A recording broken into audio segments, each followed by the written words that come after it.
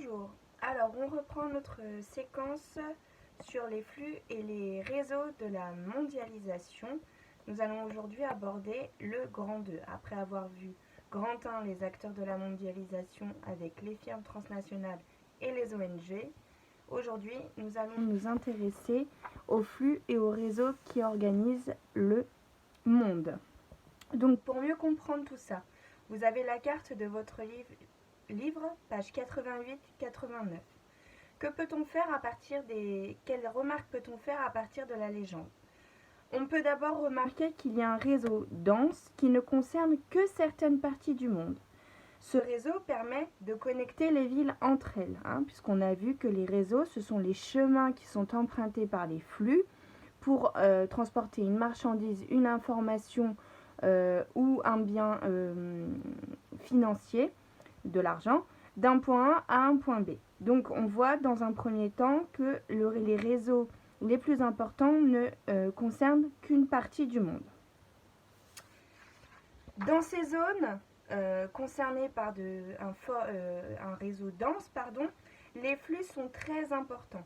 Et ces flux, ils relient entre eux les puissances économiques.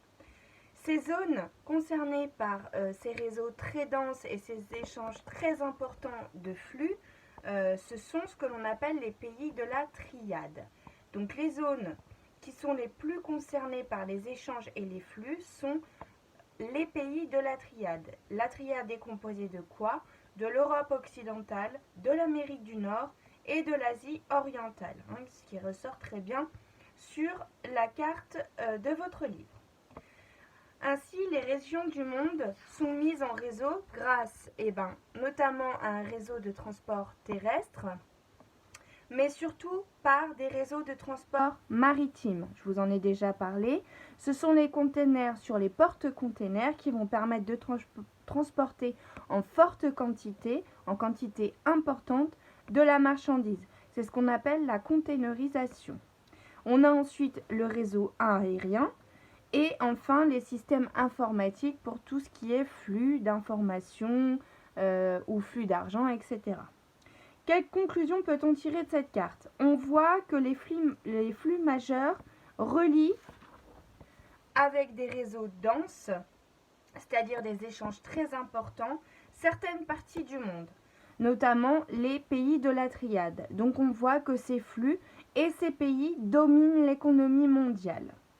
Donc, on peut en conclure qu'il existe des inégalités avec ces flux. On a aussi des flux secondaires, mais on a aussi des parties du monde qui sont complètement délaissées. Ces pays, ces zones dites de la triade, concentrent des fonctions de commandement de l'économie mondiale. On va y retrouver les grandes métropoles, qui vont prendre les décisions économiques à l'échelle mondiale. Je répète, ces flux, qu'est-ce que ça peut être? Ça peut être des flux de marchandises, des flux d'argent, des flux d'informations, mais aussi des flux humains. C'est ce qu'on appelle donc les flux migratoires. Et ces flux créent des chemins que l'on appelle les réseaux. Réseaux qui sont ainsi inégalement répartis à l'échelle de la planète.